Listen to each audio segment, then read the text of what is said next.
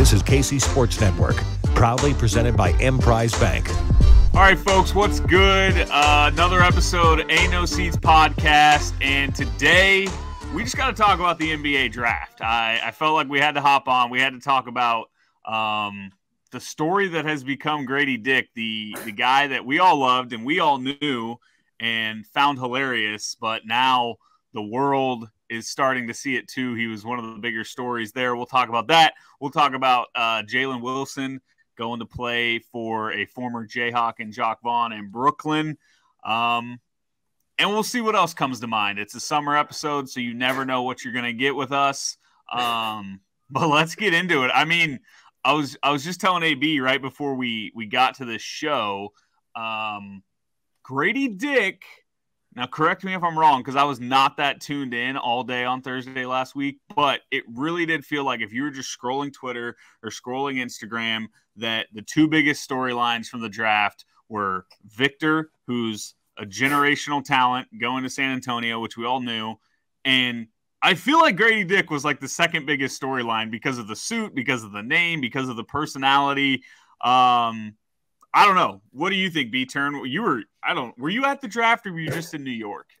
I was in New York, so I ran into Bill and Grady at the Westin in Times Square, and I walk in, see Bill, turn to the right, and I see Grady's suit, and obviously that's something we kind of expect from Grady. And I've been talking to people kind of about him. Like, obviously, if you watch college basketball, you knew the last name, you knew who he was, but if you're not tapped in with KU or like TikTok and things like that, I feel like you don't really get a glimpse of his personality. So I think everyone saw a glimpse of that night, and obviously they knew the names. So yeah, it was a wild story with his suit, and I think he definitely ate it up and was a big topic on draft day. Yeah, I wish I got to pull up the picture of you lurking behind. Who was it? Bill? Was it Bill and Grady? Yeah, it's just one of those things that I hadn't seen it all day. I don't know if it was on social media before then, but it's something that just didn't shock me at all when I saw him wearing that. That's just kind of the guy he is, and he's just a goofball. Like, that's literally his personality. And it was kind of cool to see like the rest of the country see it. I know I just said this, but people had known his name, but people like had no idea that's what he was like, you know. So it's kind of fascinating to hear that point of view from like just basketball fans and other fan bases, not being KU fans. Yeah, God, I can't find that picture. But we've literally got to do like a Where's Waldo edition, but it's just B-Turn in the background of like random KU photos, like the Jalen Coleman Lands fake buzzer beater that wasn't actually a buzzer beater. Yeah, you're recording the bench as the ball's going in. You at the national championship, just like Paul Pierce, Drew Gooden, and there you are. Turner. Yeah. If the Jalen Coleman Lands shot goes in, I feel like I could have, like, if that would have counted, I could have had a legendary video, I feel like. Yeah, I mean, and then this last one just killed me. You lurking behind Bill and Grady in New York. You live a wild life. I love it. It's quite incredible. But yeah, AB, I don't know. What thoughts do you have? Do you like the suit? Was it a good move? Was it too much? I've got takes on the suit now, but I want to hear yours first. I just thought like he's a young kid and it's his like one opportunity to kind of do this, I guess. So go for it. Did it look a little crazy? Did it look a little out of place without context? Sure. But at the end of the day, this kid is going to make more money next year than any of us will in our whole lives to play basketball. So I'll let him do whatever he wants. And I mean, like, some people weren't catching on to the like Kansas connection with Dorothy and everything, but the fact that he had to tie Kansas into it was still kind of like it hit home literally to me. So yeah, I didn't have any issues with it. I thought the reaction on the negative side was a little bit outrageous too. But do you think that's something you can get away with easier since your last name's Dick? Absolutely. Like, that's exactly what I was going to say, B-Turn. This was, I don't know if this was 100% all about like marketing and branding, but because like you said, B-Turn, he's got that big personality. He is that just funny, goofy guy. But at the same time, I thought it was a brilliant move because like I said, he was one of the most talked about players from that draft. and it just adds to the humor of Gradey Dick. And like, I now think, I mean, if you go Google him right now, he's got there's CNN articles, there's People Magazine articles, there's like every big news outlet out there is talking about Gradey Dick, and it just felt like such a brilliant move by him and his, I don't know, he probably has a PR team, his agent, everybody to do that, because yeah, there's definitely negative reactions, but how many suits at the draft actually age well? I mean, think about Kirk Heinrich. That dude thought he just wore a pretty casual suit, and he gets roasted to this day. Andrew Wiggins got roasted for his, like, what he did, the shorter pants with the, like, now that's like kind of a style, or was, I don't know. Like, nothing ever goes well. The suits always get roasted. So I kind of respected Gradey for just being like, I'm going to be outrageous with this. And it was hilarious. What are like some draft day suits that even kind of resemble Grady's? Like, do you guys remember any off the top of your head that are like as flashy as Grady's? Like, I feel like I've never seen a like top 5 pick do that. Like maybe if one of the Thompsons did that, maybe there would be like a crazier outrage, but Gradey, like he was just like a fringe lottery pick with a goofy personality. So it all kind of made sense. I feel like, I don't know, maybe I'm wrong on that, but I can't think of a draft day suit. Like, what if Victor would have wore that? The solidified number 1 pick, 7'8". I mean, I know it's not the same, but like Drew Gooden wearing this, he was the top. What Drew Gooden go? Top 5, top 10? Like, Drew Gooden was a lottery pick. Outrageous suit. You need the full get up to really do it justice. But yeah, I mean, like you said, being the 13th pick, it plays so much better too. Like, here's the risk Gradey was running. If you wear that suit and then you're one of those guys that slides and you're sitting there at 25 and you're in the green room and you haven't been drafted yet, and you're sitting there in that suit, it goes from funny and like, I don't know, going with the joke to now you become Twitter's biggest target and you get absolutely roasted as you sit there with your sad face, just gutted that you've lost probably $1 million+ by dropping in the draft 12 spots. So it was gutsy. Yeah, it was gutsy for him to do that. I mean, imagine if like Will Levis in the NFL draft was dressed like that. He left Kansas City after round 1. Oh, that like flew back home. But yeah, I kind of wanted to get into that and like where he was drafted and stuff. So obviously sitting there watching the draft, and there was someone that works for KU Hoops that I talked to before, and he was telling me like, there's no way. He's like, I know Gradey isn't making it past 11. Like, he's not getting past 11 for Orlando. Orlando had 6 and 11. And then Dallas at 10 was one that I've kind of talked about for a month or so. We talked about it on here, like with Kyrie, Luka, just those guys having the ball, creating opportunities for a shooter like that. So he didn't go 11 to Orlando. Dallas moved back from 10 to 12. And then Dallas took Derek Lively, the center from Duke. So I'm sitting there like, damn, the slide could happen, like something like happened to Cam Whitmore, or he could fall out of the lottery. And I think Toronto, like, to me, not just saying this as a KU fan, but I think it's a perfect fit. I just think it's a really well-ran organization. I know they made the playoffs every year. Your boy LeBron would always beat them. I know that they obviously won a finals, but I feel like they develop players really well. OG Anunoby, Pascal Siakam, Van Vliet became really good there. So I think Toronto's a great franchise to be a part of. But yeah, I was starting to get a little nervous there when it got past Orlando and Dallas at 11 and 12. Yeah, the Raptors pick, I mean, I'd be lying if I told you I was like super plugged in on Toronto Raptors basketball, but it does feel like it's a pick that just makes sense. Like, everything you read is they needed a shooter. They've got a young core. And to me, that's always the most exciting thing. If you're going to go in the NBA draft, like if a KU player's in the NBA draft, I either want a situation like CB where you plug them into a great team that can compete for a title like he was, or it's a young core where you're like, okay, we can kind of watch them grow. And like, I thought at first, like the Timberwolves, when Wiggins went to the Timberwolves, that was like very fun for those first few years, just to, dream of the Timberwolves rebuilding. And obviously it never really became a thing. But so isn't Wiggins an all-time Cleveland Cavaliers great? Yeah, I was about to ask that, Ryan. What was your reaction when LeBron went back there before they traded Wiggins? Were you the happiest man on earth for like a week and a half? No, because it was so obvious that LeBron had no intentions of keeping. Remember his article is like, "I'm coming home" article. He's like, can't wait to play with Kyrie, and he mentioned the entire Cavs team and didn't say a word about Wiggins. And I was like, uh-oh, I think my boy's getting shipped off. So no, I probably for like 10 minutes got really excited, but no, it was writing on the wall. But yeah, I don't know. I love the fit. I think it's kind of cool.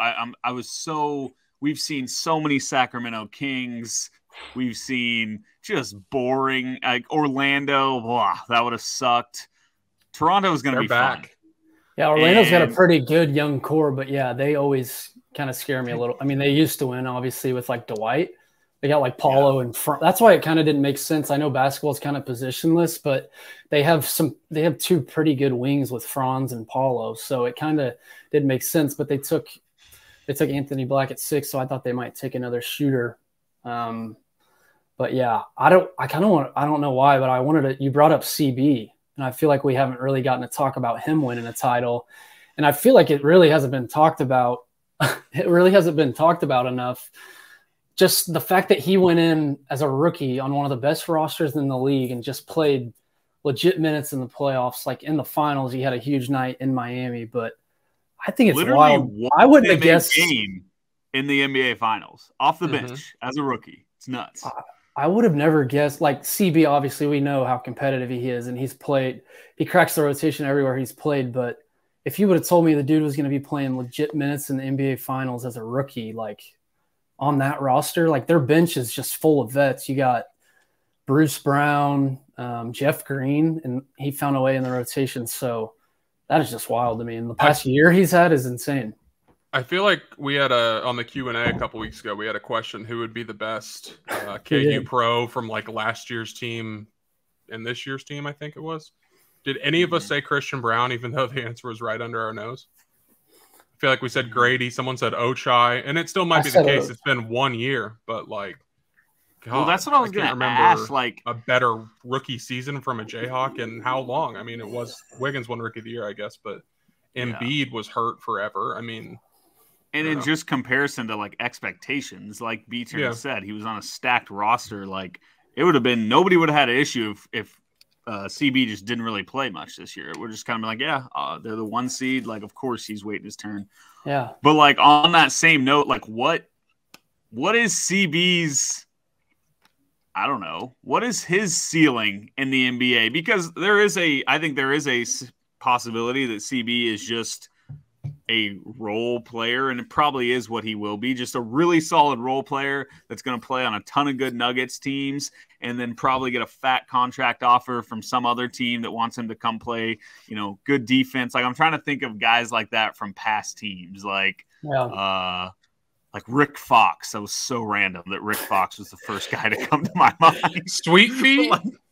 But you just remember those random guys on those really good teams that they weren't stars, but they were always there. They were always making big plays. I don't know. Like, is that CB's route, or is there a route where CB can become like a true star? I don't know. Yeah, I mean, that's what he's done. Like his whole playing career is just always in the right place, he's just the most coachable guy. Like Mike Malone is in love with him. I feel like there was a time where he wasn't getting a ton of playing time, and then it's just so tough to keep him out of the rotation because he'll never hurt you. He'll never kill you. He'll be active on the glass. He'll make extra pass, whatever. So, it just took me off the stream online, but now I'm back. Hey, you know what? We need to take a break anyway, so it's a perfect time to take our first break. We'll be right back. Thanks for listening to KC Sports Network. Make sure you download our new app. Find it on the App Store or Google Play. Just search KC Sports Network. Entertain, educate, inform. KC Sports Network. All right, so I want to get back to, are you good, B-Turn? Everything good on your end? All right. Yeah, no, it was literally on the screen and then it took me off and just went back to like the browser. But yeah, back to Christian. I remember talking to him before the year, like just asking his perspective from this year. And he was like, him being confident, like we know how confident he is. He's like, I always crack the rotation, and like he did that. So he always finds a way to get minutes at least. I feel like he's a guy that is tough to keep out of the rotation, but maybe he'll be tough to keep out of the starting lineup for Denver. Like he's probably locked in there for a long time, especially I don't know if Mike Malone will get a better job, but he's definitely one of the better coaches in the NBA. So I feel like Denver would do anything to keep him, and feels like a guy that's perfect playing under Mike Malone. Yeah. I mean, that's what's so fun about it is I think we have a 5 to 10 year stretch of like Christian Braun is going to be playing in massive playoff games for a really long time. So, yeah, that'll be awesome. So good call. We didn't talk about that enough. He was definitely, you talk about making yourself the story. Draft day, he was an absolute psycho, which you love to see. You always love to find the guy that's just the clear drunkest. It was like a battle between him and Mike Malone. It was like I asked him today. I asked him today if he was still hungover. Probably. And he said he like was talking, his voice was gone. He's like, "Do you hear my voice?" And I was like, "Jeez." But yeah, I feel like he's definitely a guy too that's kind of been doubted at every level. Like even freshman year at KU, the 2020 team, like he still was a guy that came off the bench. Felt like he was one of our better shooters on the 2020, him and Isaiah Moss, our guy. Yeah. And then even his last year at KU, like he was really good sometimes, but I don't know. Like, did you guys view CB as like a star that junior year? Like, obviously it was Och, and then he gets drafted by Denver, and I feel we didn't expect him to play as much as he did, and just finds a way. So I feel like he's kind of he had such big moments though in huge games. Mm-hmm. Like, I mean, the stretch he had in the championship, where if it came in like a bigger, obviously it was a huge part of the game because it was in the middle of the comeback. But if it came with 5 minutes to go instead of the first 5 minutes of the second half, like we have a completely different vision of him. Because remember, like at Norman when he hit that three from in the corner and was yelling at those fans in the front row. Or the Villanova, even like buzzer the Villanova, yeah. Like he thrives for that stuff. So he's an energy guy that doesn't like. He doesn't care what he has to do. He'll just do whatever he has to do to win or compete or even play. And obviously that means a lot to coaches, front offices, etc. So he's set up. He's never going to be like this bum that doesn't do what they tell him to do. He'll be improving until his body gives out, I feel like. So yeah, he's going to play a long time. All right. So I got a question I'm going to throw at you guys.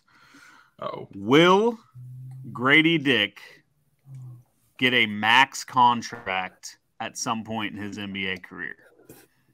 So I was talking to someone that works in the NBA before this, and I was asking for like comparisons, like a really good best case almost comparison. And they said Duncan Robinson, which I kind of laughed at first, Best case? I know. He made a lot of money. They're not reading the internet.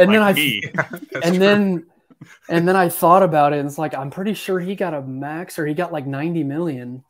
Yeah, he's got an insane deal. I mean, the NBA is so Duncan Robinson's stupid. not Timothy like Mozgov got like a max deal at one point, but yeah, go I ahead. mean, it wasn't like a best case. It was just like a scenario of like a player he could be like a player comp, which the Duncan Robinson comes off the bench from Miami. They're competitive and they win, and he comes in and hits threes and has made a ton of money. So that wouldn't be really a worst case for Gradey. Like he'd be making a ton of money. Feels like a guy that's just every team obviously can use shooting. Like I obviously was going to compare him to like white players before this. So I was looking up like Kyle Korver, looking up JJ Redick. Those dudes just played in the league forever. Just come off the bench and just fire threes. And I feel like the game has evolved even more since those guys. I mean, JJ retired a couple of years ago, but since then it's just obviously dudes just jacking up threes. So I feel like Grady's a guy that can come off the bench. I thought of like, I haven't watched him a ton in the league, but like a Corey Kispert. I think Grady's like a year or an inch taller, but Kispert's pretty sneaky athletic, comes in for Washington and just launches threes. So yeah, it's like tough because I don't know. You obviously want him to go be a star. Like everyone wants their lottery picks to turn into stars. But also, if Gradey Dick had a JJ Redick or Kyle Korver type career, like that would be awesome because those dudes were always so relevant, especially if it's on a good team. Now, it's totally a different story if he's just on a loser team. But those guys that play on competitors that just light it up from three in playoff games that you just know are about to hit, it's so fun to watch. So I don't know. It's probably more likely that he is a JJ Redick and maybe max contracts, not how I should word it because there's crazy people have gotten max contracts. But like mainly what I'm trying to say is like, is he a JJ Redick most likely, which would seem great? Or can he be like a team's 1 or 2 option? I think both are possible. But there's also the possibility that he's I don't know, somebody that's completely irrelevant. I don't know. Where do you think where do you guys think the most likely spot is for him? Yeah, I think I don't know if I would put money on him getting like a max deal or what about like a 9-figure deal? Can we go with that? I mean, Draymond's about to sign 3 for $100. It sounds like so. And by the time Grady's going up, like by the time Grady's like 27 years old, the contracts are just going to keep getting more and more absurd. So I don't know. It's so hard to tell with these kids, man. He's 19 years old. He's skinny as can be. He's got a lot of growing into his body left to do. I don't think he's like it's not possible for him to get a max or 4 for 120 or whatever. But I need to see more as of now. Yeah, as harsh as that sounds. But again, he's young, and that's why these guys go so early is because when they're due for their next deal, it's like a kid coming out of college. They're 23 years old, and they're ready to go. So, and B-Turn, before you go, I want to say one thing because I just realized us talking about JJ Redick and Kyle Korver. In a way, yes, Gradey Dick could absolutely, that would be awesome. But we're also in like a weird way disrespecting Gradey Dick because that dude is way more athletic than those guys and can do, and it's easy, like you said, B-Turn, to be like, oh, the white guy that can shoot threes. But like Gradey can be a lot more than that. So just wanted to say that. Yeah, no, for sure. I think like we all have the same concerns with him. Obviously, he was an elite spot up shooter for KU last year. We talk about how he'd have massive halves and kind of get quiet. But I think our concerns are him creating his own shot, him coming off screens, hitting jumpers on the move. Like I was talking to someone just saying I personally think he's the best shooter in the draft. I don't see really an argument, but the opposition was saying Jordan Hawkins from UConn, who had a great NCAA tournament, was coming off the move, off screens, hitting threes from all different angles, different platforms. So I just want to see Gradey be able to like create his own shot, make jumpers on the move, maybe pump, one dribble, pull up, mid-range. Like I'd love to see him get better around the rim. And then as a defender, obviously we talk about people not defending in the NBA, but he's got to get better defensively. I know it was pretty big issue for KU last year. I think he improved it as a defender throughout the year. But yeah, I'd love to see him like be able to create his own shot. Like remember JJ Redick just like moving without the ball, getting open, coming off screens, people attached to his hip, still getting shots off. So yeah, I want to see Gradey be able to create more. Yep, for sure. So I don't know. Like I said, I think the Raptors spot is a good spot for him to. He doesn't have to go completely transform the like you said, B-Turn. They're a well-run organization. It's not like they're a Sacramento Kings that when T-Rob and McLemore went there, it was like, oh my God, like these teams will never win. Like I could see this young core in Toronto winning in the next like 2-3 years. And for him to be a part of that would be really exciting. And plus, like if he is a star or even close to a star, the amount of Drake and Gradey Dick content that we will get over the next few years will be so funny. Like over under 6 months before he's in like a music video with Drake. I was going to say, when does he get his name said in one of his songs? Yeah. Did you see Drake on Instagram last night? I saw an article saying that he mentioned Gradey at some point, but I didn't see exactly what he said. Yeah. So Gradey chose, he's wearing number 1 in Toronto. So Drake put up the video of him holding the jersey that says Dick and then 1. And Drake's caption was when good girls try to flex their body count. Like saying one dick. Oh, wow. Well, there we go. The first Drake Gradey Dick. I have a KU basketball NBA draft question. So what's the most confident you've been in a KU player?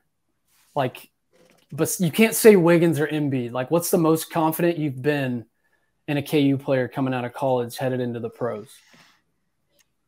Does it have to be someone that didn't pan out could be an answer, right?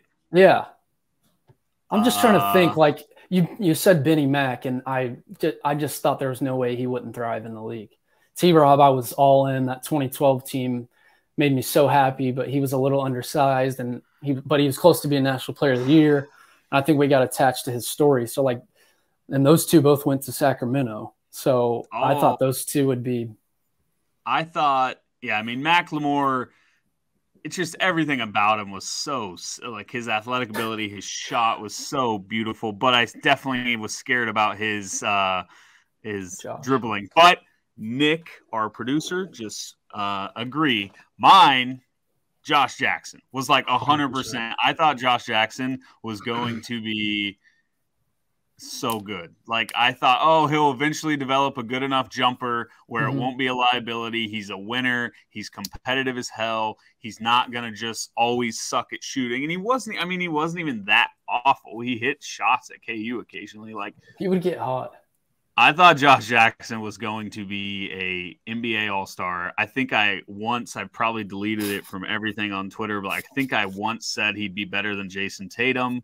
Yeah, you definitely did. Yikes! I bet. Yikes. I mean, that's just you hate Duke. You hate Duke. Yeah, that was a Duke KU thing. And they were in the same draft, right? Like Tatum went. That was the debate was, do the Celtics take Tatum at 2 or Jackson at 2? And that was where I was like, obviously, like, you got to take Jackson. Tatum's not going to be able to guard anybody. It's like us with doesn't matter. It's like us with Dot and Trey Jones. Yeah. Like we always take Dot. I 10 times out of 10. Still stand by. I mean, nothing drove me more nuts throughout their careers than people saying Trey Jones is better than freaking Devon Dotson. I still stand by that one. I forgot about that. We got so mad about that whole conversation. We were screaming at each other on Zoom. Oh no! I found some old Rinehart tweets. Bring them out. Let's listen it up, boys. Okay, 2017. Tweeted at Nick Wright. And they're not that bad, but you said outside of scoring, Jackson is better than Tatum at every single thing on a basketball court, which isn't that bold. I mean, the time. And then 2020, you said, remember that classic prank I did when I said Josh Jackson was going to be better than Jason Tatum? Prank. See, it was a prank. That's all you got to do to cover yourself. So, yikes. But yeah. Just those aren't that bad. Con prank. But I still, like, that's how I felt. Like, I was like, okay, Tatum is a 6 scorer, but he can't guard. Okay, I found the best one. Oh, no. And you were tweeting at your boy, Alan McFarland, the big-time Celtics fan. You said, well, yeah. Or what did he say? He said, well, yeah, it doesn't mean they should screw this one up. Jackson is no doubt going to be better than Tatum. No doubt. I love that. That's KU. Prank. That's just big KU fandom. Yeah. That's amazing. You got to show that to everyone. Yeah. Yikes. Well, I'm a man of integrity for speaking that out. And nobody knew that until I just announced that to the airwaves. So, Josh Jackson, he had 36 against the Warriors, and you doubled down and quoted it and said Jackson greater than Tatum. Oh my God, I gotta go delete these things. That's not that bad. He was a top 5 pick. You're fine. Yeah. Who's gonna look these up 6 years later? Like, I know, and I don't care. I mean, honestly, coming out of college, I probably would have agreed with the anything but scoring. Like, Josh was so good defensively, and Josh was still a top 5 pick. Like, it's not in real time. It wasn't crazy. It's just funny looking at it now that Tatum's about. I mean, Tatum was first team All NBA. They completely went opposite directions. Like, is Josh even in the league anymore? Yeah, I don't know. Is he hanging on like a 2-way or? I just would have. No. I would have always assumed Josh would just play big time minutes his whole career, just with how hard he played and just him defensively. So yeah, he was. God, I remember that offseason. He decided late in the process, like after the McDonald's game, 2017, when we knew Frank and Devontae were coming back, and they just needed a big wing, and they got one of the best players in that class. Well, yeah, 2017 was also a year for KU fans to just hate on anyone that wasn't KU fans. Because it was Casey Starr article after Casey Starr that's article. What as I'm searching Josh Jackson here, that was a rivalry. Yeah, dude. And it was like the biggest talking point of the whole season. So we were very, very defensive boys at the time.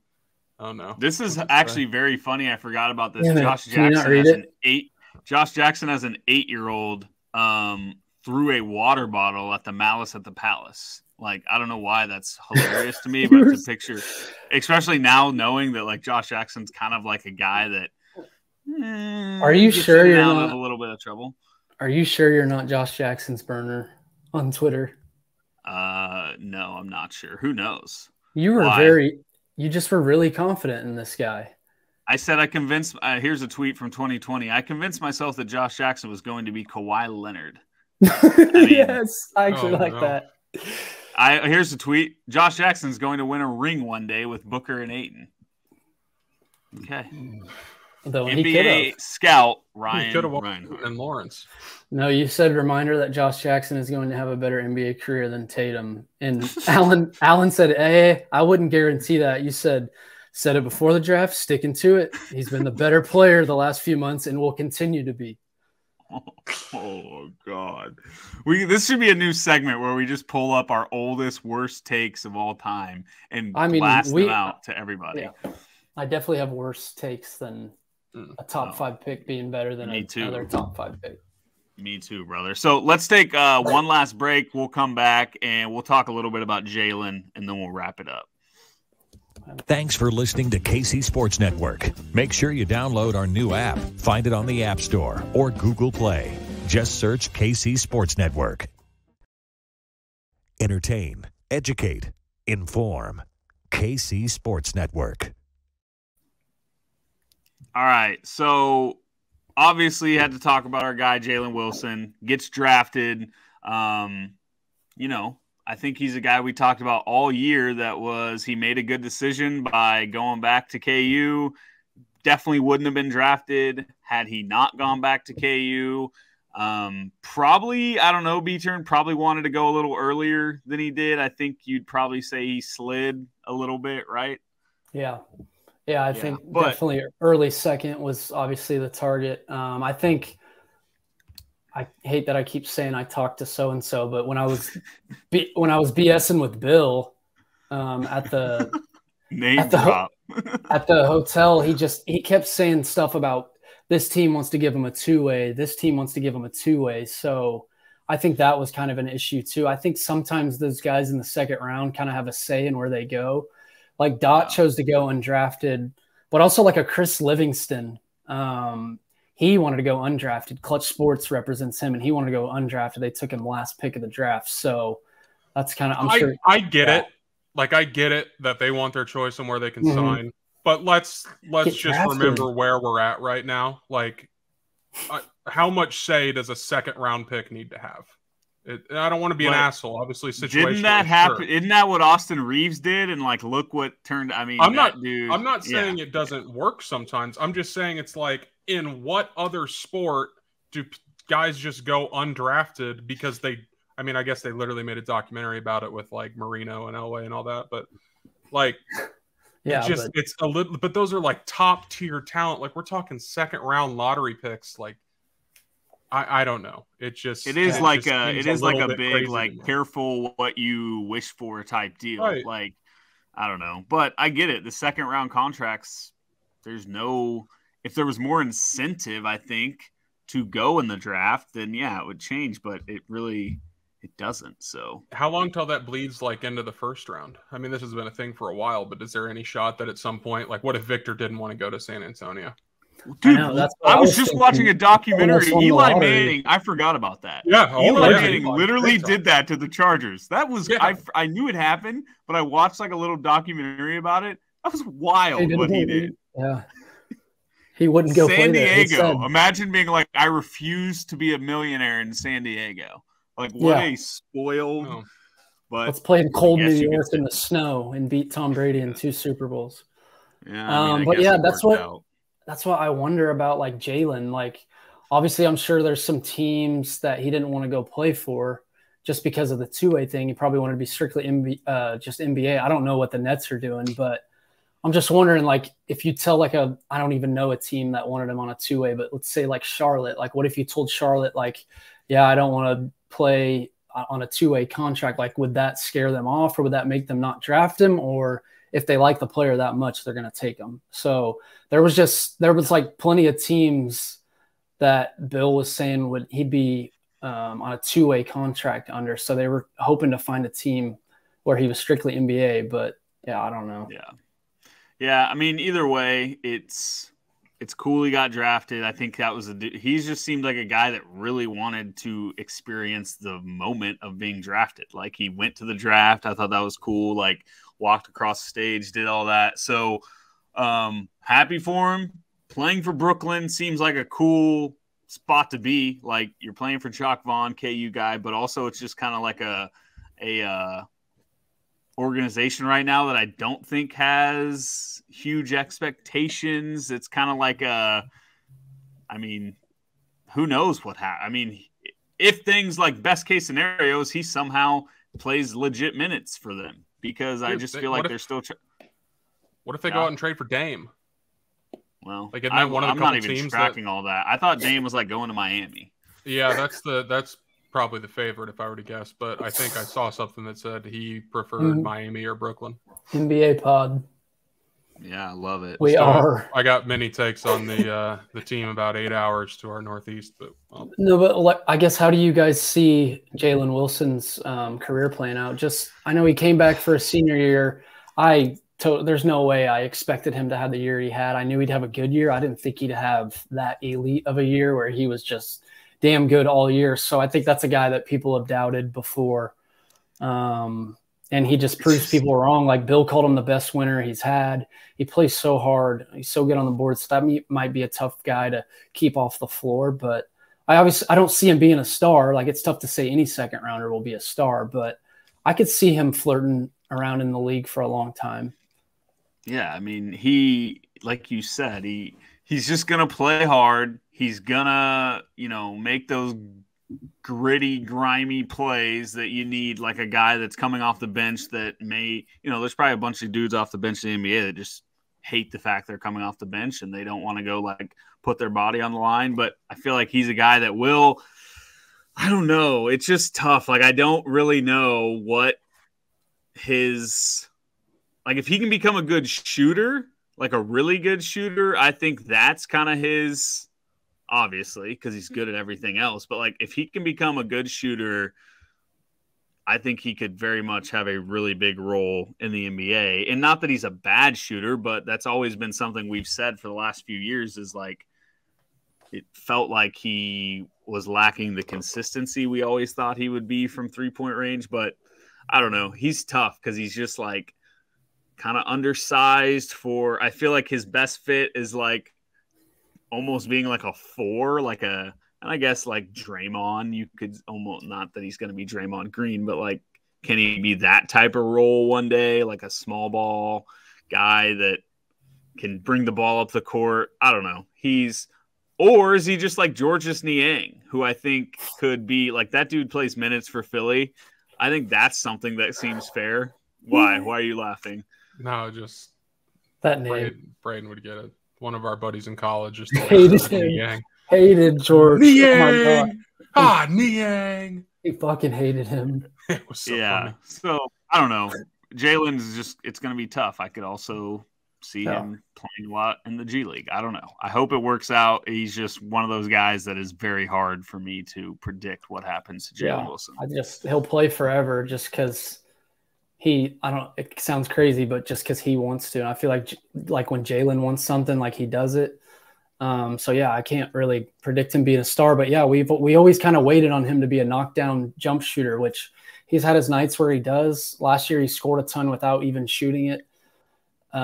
super effectively. But yeah, I think if he becomes a knockdown shooter, he's going to do everything else you want. He's going to out rebound guys even when he's undersized. So yeah, I'm excited to see what he does in the league.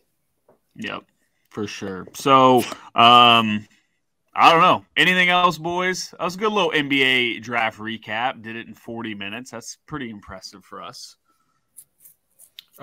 Just a random question. Is the lack of college basketball talent that was drafted this year concerning, or is it just like an outlier?